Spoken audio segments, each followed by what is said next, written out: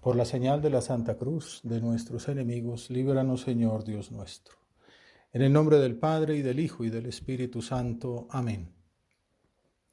Señor mío y Dios mío, creo firmemente que estás aquí, que me ves, que me oyes. Te adoro con profunda reverencia. Te pido perdón de mis pecados y gracia para hacer con fruto este rato de oración. Madre mía Inmaculada, San José, mi Padre y Señor, Ángel de mi guarda, interceded por mí. Esta es una meditación muy especial. Tradicionalmente, como saben la mayoría de los que escuchan, hablamos con el Señor acerca de un pasaje del Evangelio.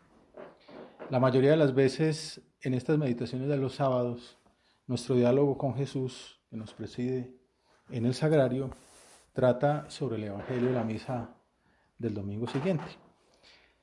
Sin embargo, había pensado que hoy podíamos contemplar el Evangelio del día, dejando para mañana la curación del ciego de nacimiento, pues tendremos retiro los de la casa. Espero subirla mañana para que la puedan escuchar también allí y rezar en casa, como estamos procurando hacer estos días con esos audios que estamos colgando en argumentaciones. Pero anoche el presidente de la República anunció oficialmente el aislamiento preventivo obligatorio y desde luego, aunque era un aviso que se esperaba, a todos nos conmovió. Y como el tema de la oración es el tema de la vida, en este rato de diálogo con Jesús, de retiro espiritual virtual, no podemos hablar de otro tema que del significado de estas circunstancias para cada uno de nosotros. Hay una parábola del Evangelio que puede servirnos para comenzar nuestra conversación con el Señor. Es una parábola muy breve y San Mateo la presenta después de la parábola del sembrador, en el contexto de un discurso acerca del reino de los cielos. Las parábolas del reino se llaman. Y sirviéndose de ese mismo ambiente agrícola, de las faenas de siembra y de cosecha, se les llama también las parábolas del crecimiento. La primera es la parábola del grano de mostaza. Son dos rengloncitos. Mateo 13, 31 a 32. Les propuso otra parábola. El reino de los cielos se parece a un grano de mostaza que uno toma y siembra en su campo. Es la más pequeña de las semillas. Puede cerrar. La mostaza, dice aquí San Mateo, que se la echa en el campo. San Marcos dice que en la tierra, Lucas pone que en su huerto, pero esto es una adaptación al público gentil, que no eran judíos, y para los judíos estaba prohibido sembrar la mostaza en los huertos o jardines. Ese pequeño grano, que es famoso porque es del tamaño pues, de una cabeza de alfiler, nos invita a juzgar con visión sobrenatural. Se trata de otra parábola de la esperanza, como la del sembrador. Tú, Señor, nos pides que confiemos en la vitalidad divina que incrementará cualquier expectativa de fruto. Uno ve una pepita pequeñísima del tamaño de la cabeza de un alfiler y pues se imagina que ahí no hay ningún futuro, que ahí no hay esperanza de nada, que de ahí no va a salir nada. Pues lo que el Señor nos quiere hacer ver es que Él es el dueño del campo y nos dará cuanto quiera, cuando quiera. El Papa Benedicto XVI, en ese libro tan bonito de Jesús de Nazaret, dice que el reino de Dios en este mundo es como esa semilla. Comienza pequeño, como el grano de mostaza, pero lleva en sí la potencialidad infinita de Dios. Es como el mensaje central de esa parábola, que a ella se refería San José María cuando estuvo en unas circunstancias parecidas a las que estamos experimentando nosotros y que nos pueden servir bastante para darnos luces acerca de nuestro comportamiento, de nuestra actitud en estos días. Pues él estuvo confinado no un mes, sino casi 6 meses. Y no en tiempo de paz, no obligado por una pandemia, sino por una guerra. Durante la Guerra Civil Española, un episodio de su vida que nos puede servir para estos momentos especiales de nuestra asistencia. Nos encontramos en 1937, hace ahora 83 años. Después de una verdadera una verdadera odisea para encontrar un sitio donde poder refugiarse, el fundador de la obra encontró refugio en una delegación diplomática de Honduras, junto a su hermano Santiago y 4 muchachos más que lo seguían en los inicios del Opus Dei, entre ellos el beato Álvaro del Portillo, Juan Jiménez Vargas, Eduardo Laustrecker fue el que tomaba notas de las cuales nos han quedado pues, los guiones de las meditaciones que predicaba San José María. La situación material era paupérrima. Tenían que compartir el refugio con casi 100 personas más. Aunque al mes de estar allí, inicialmente estaban como en el comedor, ya después los destinaron a un cuarto aislado de unos 9 a 10 metros cuadrados, en el que no había camas. Por la noche extendían 4 colchones y aquello quedaba pareciendo una perrera, dice por ahí en alguna ocasión San José María. Había una sola ducha para todos los 100 y solo 2 comidas al día pobrísimas. El sucesor de San José María, don Javier Echavarría, decía que en ocasiones, muchas ocasiones, era por debajo del nivel de subsistencia. Bueno, con decirte que San José María rebajó 30 kilos, tanto que su propia mamá no lo reconoció cuando lo vio unos meses más tarde. Solo pudo descubrir que era su hijo por la voz. Cuando lo escuchó hablar dijo, es José María. Y además no se trataba de un confinamiento voluntario, sino de un escondite precario, porque entre otras cosas tampoco era propiamente una embajada, sino un sitio pues que de alguna manera un poco arbitraria se había tomado esa licencia de conceder refugio, pero en cualquier momento las autoridades podían requisarla y encarcelar y seguramente matar a los refugiados, como sucedió con otras. Por ese motivo el ambiente en aquel lugar era lamentable, la gente no sabía qué hacer entre el miedo, los lamentos, los desahogos. Como vemos, la situación era mucho más difícil que la que debemos enfrentar nosotros hoy. Pero nos puede servir como ejemplo cuál fue la actitud de San José María en esas circunstancias, para que formulemos propósitos para este tiempo arduo que estamos pasando. ¿Qué hizo San José María en aquel escenario? Puso medios sobrenaturales. En estas ocasiones es muy común pues que uno se dedique a hacer, a gestionar, a prever, a organizar y de pronto descuida la oración, siendo que tiene más tiempo. Bueno, San José María cuidó mucho que hubiera esa oración, por eso él mismo predicaba. Los sacramentos, él se ofrecía voluntariamente a confesar. Además, celebraba la misa diariamente, casi siempre pues en la medida en que disponía del pan y del vino que le conseguía Isidoro Sorzano, que por tener nacionalidad argentina podía salir por ahí por la calle. Ponía medios sobrenaturales, oración, sacramentos, y también ponía medios humanos, por ejemplo, hacer un horario. Ahora uno de los temas que se tiene miedo es un poco la ansiedad, el encierro.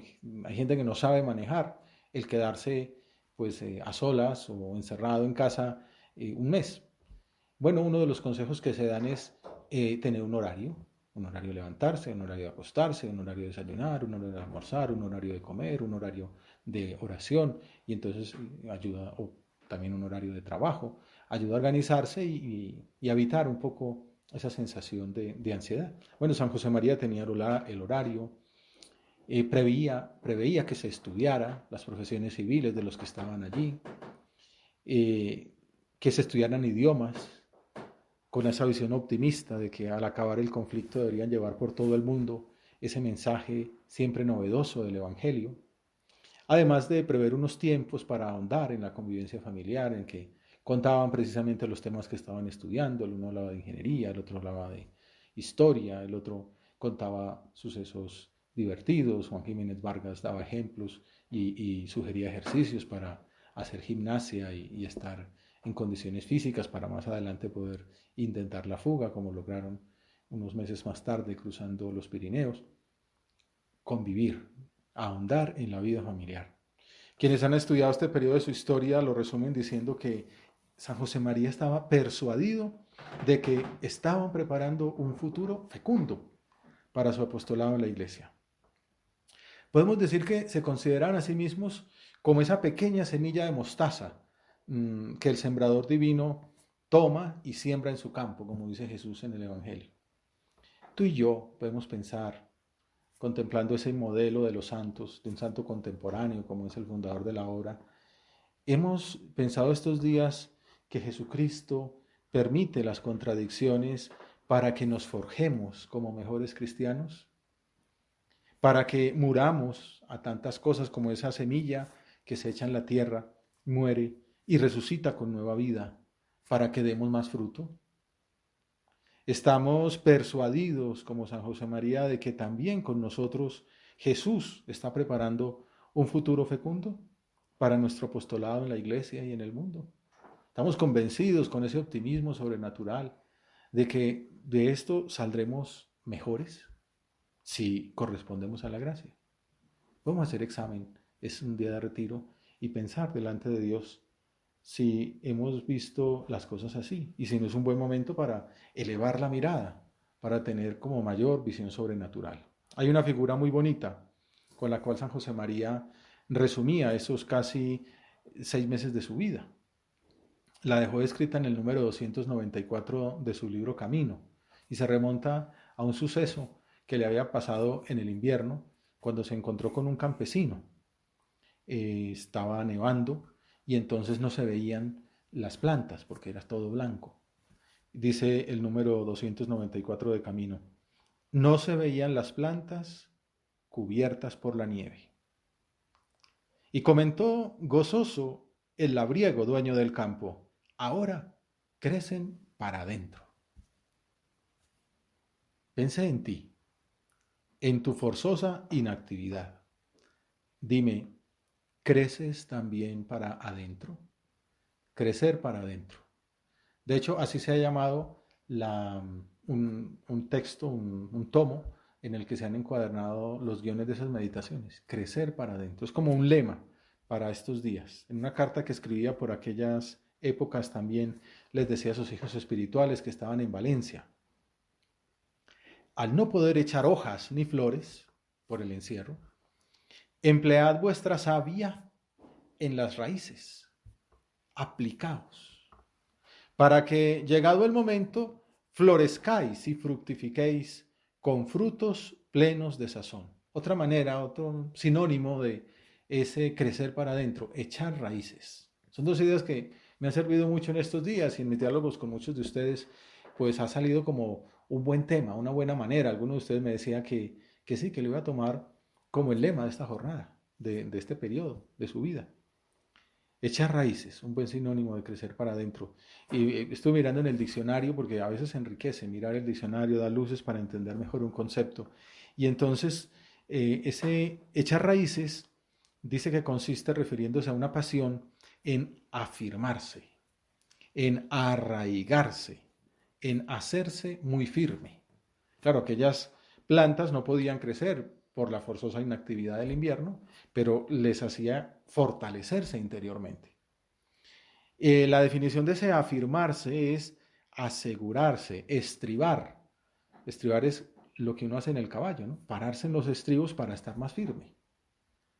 Ratificarse, me parece, en el fondo, mirando todas estas palabras tan bonitas, que una manera de resumir la actitud del echar raíces es consolidarse, dar firmeza, solidez.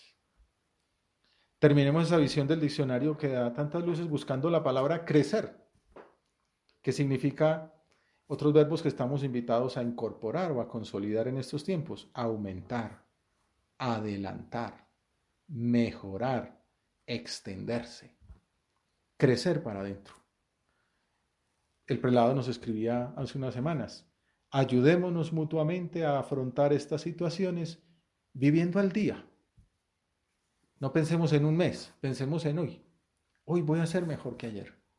De ahora, de este rato, 6 de la tarde a las 10 de la noche, ¿cómo voy a procurar crecer para adentro? ¿Cómo les puedo ayudar a los de mi casa a crecer para adentro? ¿Cómo puedo consolidar a mis amigos también por medio de las redes sociales, de las conversaciones, dando optimismo, sembrando esperanza, ayudando a bajar también un poco pues la crispación, los datos y el nerviosismo que puede generar pues todas esas cosas que pululan en las redes sociales. Afrontar estas situaciones viviendo al día. Consciente, sigue diciendo el padre, de que cuando estamos obligados a reducir nuestra labor externa, nos encontramos ante una oportunidad de crecer para adentro. Podemos pensar en esta semana que hemos vivido más o menos encerrados, podemos decir que hemos crecido para adentro. Estamos rezando más, estamos tratando más a la Virgen, a San José, que celebramos su fiesta el pasado 19 de marzo. Contemplamos más el Evangelio, rezamos más misterios del rosario, también como una manera de descansar entre actividades, metiéndonos en esos pasajes de la vida de Jesús con los ojos de María. Hemos podido aprovechar para cumplir el horario previsto con la virtualización de las clases, atendiendo con cuidado, preparándolas, estudiándolas después. Alguno me decía, es un tiempo para terminar artículos, para consolidar la tesis. Bueno, ¿cómo va eso? ¿Qué proyectos nos hemos puesto? Tal día termino esto, tal otro comienzo aquello. Crecer para adentro. Durante aquel semestre de confinamiento obligado en medio de la guerra, San José María les predicaba con frecuencia, les celebraba la Eucaristía. Vio siempre la mano de Dios en todas las circunstancias. Por eso no se lamentaba. Veía que aquello era un momento en el que Dios fortalecía para adentro esa institución que esperaba que saliera de allí de su lucha. Y efectivamente, después de aquello, pues el Opus Dei, que eran poquísimas personas, en plena guerra, algunos murieron en la guerra, pues después de aquello llegó a Colombia, para no ir muy lejos, ¿no? A toda América, se expandió por toda Europa, por África, por Asia. Fruto de ese crecimiento interior, de que aquellos hombres ahondaron, se ratificaron, se consolidaron en su compromiso con el Señor. Qué bueno que después de este tiempo nosotros salgamos así, fortalecidos, maduros, enamorados, convertidos. El tiempo de Cuaresma, esto no es una casualidad, es providencial que este tiempo tan especial en la vida de la humanidad haya coincidido con la Cuaresma. Y que la Semana Santa, el misterio pascual, la celebración de la muerte de Cristo, de la muerte de Dios encarnado, nos una a nosotros también externamente por medio de estos sacrificios, para que resucitemos con Él, para que salgamos renovados para una nueva vida. San José María veía siempre la mano de Dios en todas las circunstancias, tanto en las prósperas, que es muy fácil, como en las adversas. Tú y yo, en este rato de retiro, en este tiempo de oración, miremos al Señor y digámosle, Señor, que yo siempre vea tu mano. De aquí también, de esta meditación, salía el omnia in bonum, unas palabras de San Pablo. Para los que aman a Dios, todo es para bien. Todo lo que pasa, todas las cosas contribuyen al bien, porque es un proyecto divino.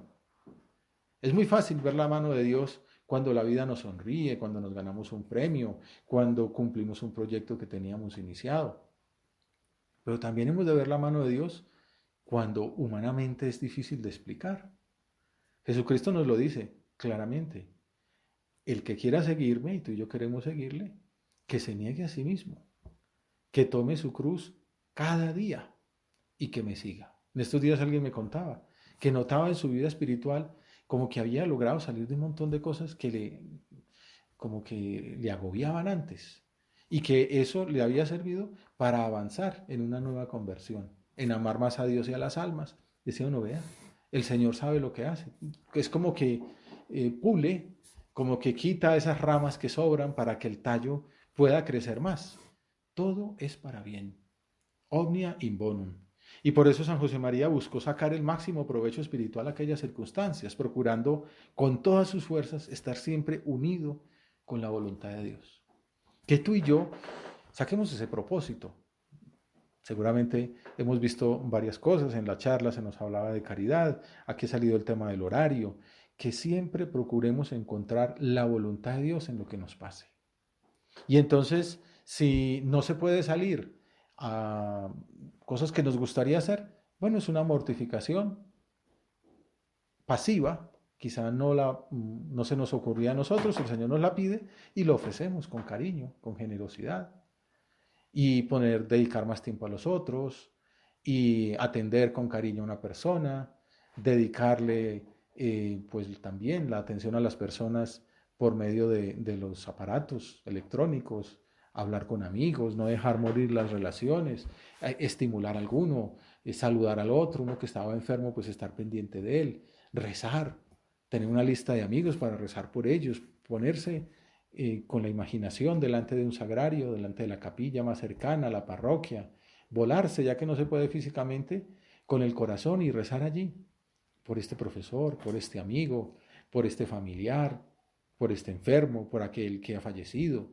Bueno, pues todo eso es procurar con todas las fuerzas unirse a la voluntad de Dios. También dicen los biógrafos que en ningún momento se mostró desanimado o pesimista. Esa es una buena mortificación, un buen sacrificio.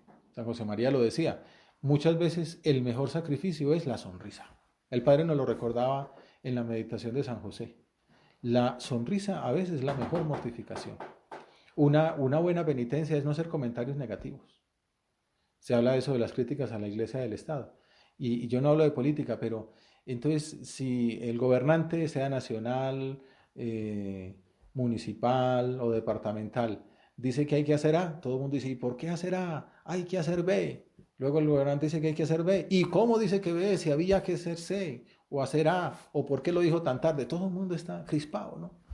En estos días miraba ahí unas tendencias y decía algo así como, en una era irresponsable, otra era estúpida, o es que ni las miro, ¿no? Porque está la gente nerviosa. Sembrar nosotros paz, sembrar alegría, sembrar visión sobrenatural, no quejarnos, no mostrarnos desanimados, no mostrarnos pesimistas, mirar qué hay de bueno en lo que está pasando. Se me viene a la mente uno de esos chistes míos tan famosos, de un hombre que llegó a los 80 años y con mucha salud. Y entonces uno le preguntaba, oye, ¿cómo hacer para llegar a los 80 años con tan buena salud?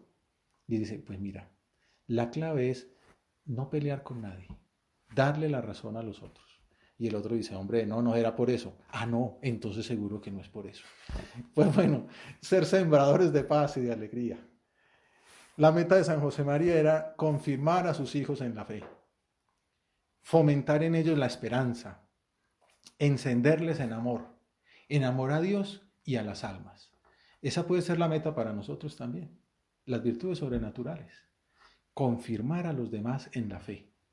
Para eso tenemos que confirmarnos nosotros y pensar, tengo que confirmar a mis amigos, a mis parientes, en que el Señor, si estamos, no sé cuánta gente está conectada ahora, y pues todos los que estamos aquí conectados, desde luego muchos más de los que vienen un sábado aquí a la meditación, pues qué tal que, no sé, los 50 que estemos aquí conectados, cada uno tenga 5 personas a las cuales confirmen la fe. Imagínate, esto es una ola de paz, una ola de amor, una ola de fe. Fomentar la esperanza, hacer comentarios positivos. En vez de retuitear al político pues enojadizo, retuitear al Papa, al obispo, algún autor que dice cosas bonitas, incluso hasta alguna cosa chistosa para sembrar paz. Confirmar la fe, fomentar la esperanza, encender en amor de Dios, encender en visión sobrenatural, en amor a Dios y en amor a las almas. Sembrar paz, sembrar amor, sembrar deseos de que todos se salven. Por ejemplo, aprovechar estas posibilidades. Ahora es una maravilla, en la hora nos están animando a los círculos de formación, los cursos básicos. Todo el que quiera recibir formación está invitado. Y ahora por Skype, por Teams, por distintas plataformas, pues estamos dispuestos a dar toda la formación que sea posible. Es una maravilla, pues hasta el mismo prelado tuvimos meditación el jueves. El retiro mensual, pues ha sido pues ha tenido una acogida maravillosa. Bueno, pues esto de San José María de fe, esperanza, caridad, recuerda la indicación del Papa Francisco que la decía ahorita, el 8 de marzo. Para estos tiempos, el Papa invitaba a renovar la confianza en el Señor y a afrontar esta situación con la fuerza de la fe con la certeza de la esperanza y con el fervor de la caridad. Bueno, a San José María le movía la certeza de la enseñanza de Jesús en la parábola de la mostaza. Aunque es la más pequeña de las semillas, cuando crece es más alta que las hortalizas. ¿Te acuerdas que al comienzo decíamos que era una semillita del tamaño de una cabeza de alfiler? Pues bueno, esa Mustun ardens, la vulgar mostaza, crece muy rápido y alcanza 3 o 4 metros rapidísimo y se hace leñosa en su base, lo que le permite que se posen en ella los pájaros en bandadas. Los árabes hablan de árboles de mostaza y por eso dice el Señor que se hizo árbol. Aquella pequeña semilla es la más pequeña y cuando crece es más alta que las demás. Se hace un árbol hasta el punto de que vienen los pájaros del cielo a anidar en sus ramas. Bueno, pues Dios quiere contar con nosotros. Quiere que, aunque seamos poca cosa, aunque seamos miserables, aunque tengamos debilidades, y aunque ahora nos cueste, pues la posibilidad de recibir los sacramentos, ya no se puede ir a recibir la Eucaristía, la confesión, pues toca hacerla, pedir perdón al Señor desde el corazón y con ese deseo de confesarse queda uno en gracia inmediatamente, porque es el deseo de la confesión. Obviamente cuando se pueda encontrar con el sacerdote, pues ya sí se confesará. El Señor, el Santo Padre ha dado pues estas posibilidades de tener indulgencia plenaria, este retiro da indulgencia plenaria. Bueno, pues todo eso el Señor cuenta con nosotros, nos da su gracia, cuenta con nuestra lucha cotidiana para que nos identifiquemos con su Hijo. Y de esa manera será como verdaderamente podremos influir positivamente, sembraremos la semilla del reino que como el grano de mostaza crecerá y dará fruto, y vendrán a guardarse en su sombra las aves del cielo.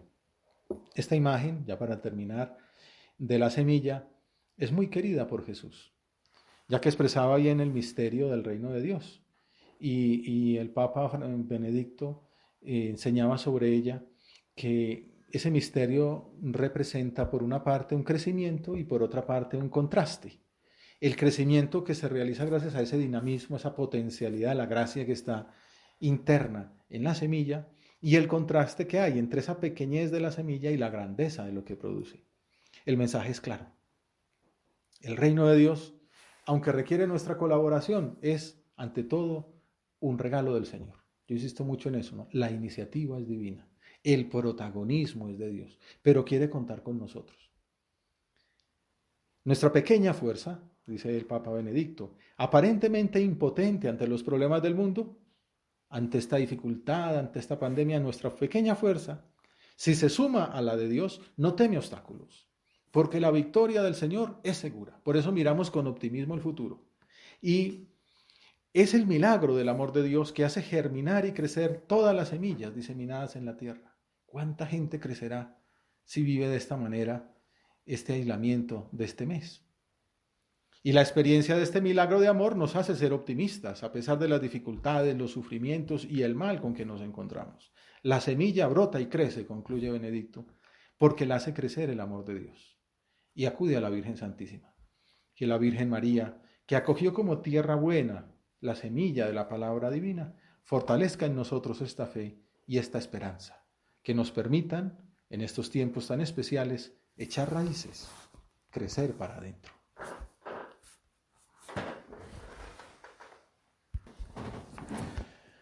Te doy gracias, Dios mío, por los buenos propósitos, afectos e inspiraciones que me has comunicado en esta meditación.